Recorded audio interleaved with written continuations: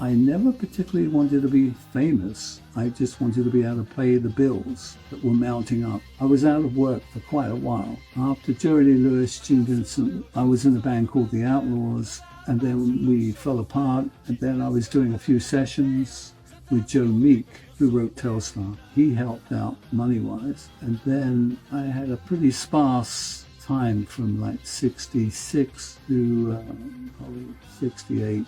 I had Chris Curtis from The Searchers, who I was friends with. He wanted to put together a band, sent me telegrams. You must come to England, you must come to England. And he said, right, we're going to form a band. And I said, great. Who's in the band? He said, well, Jon Lord's in the band on keyboards. So I went, that's great. And I met John. He was playing for, believe it or not, the Flower Pot Men. I don't know if he was Bill or Ben.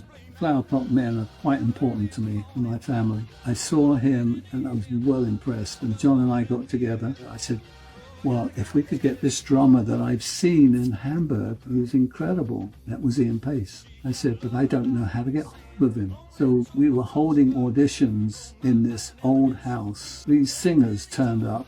And one of the singers that was coming for the audition brought Ian Pace along with him, which was our first singer. They used to play for a band called The Maze, very good band. So I said to John, you have to hear this drummer, he's unbelievable. We had a drummer at the time, but as soon as Ian started playing, we knew that he was the guy for us. John knew a bass player, and we got that bass player in. Very nice guy, very good bass player. And then we had the singer from The Maze. That's the one who did Hush, Rod Evans.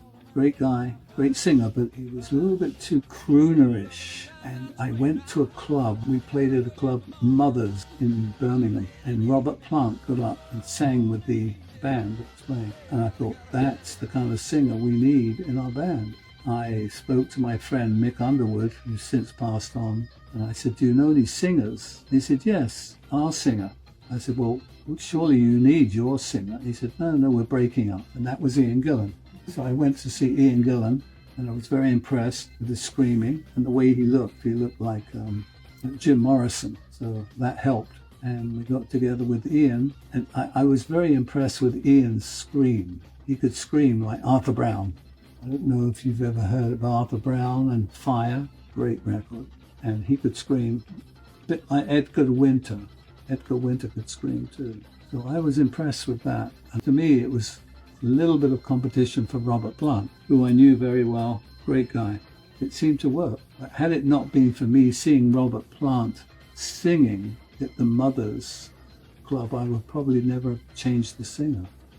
And the rest is not history.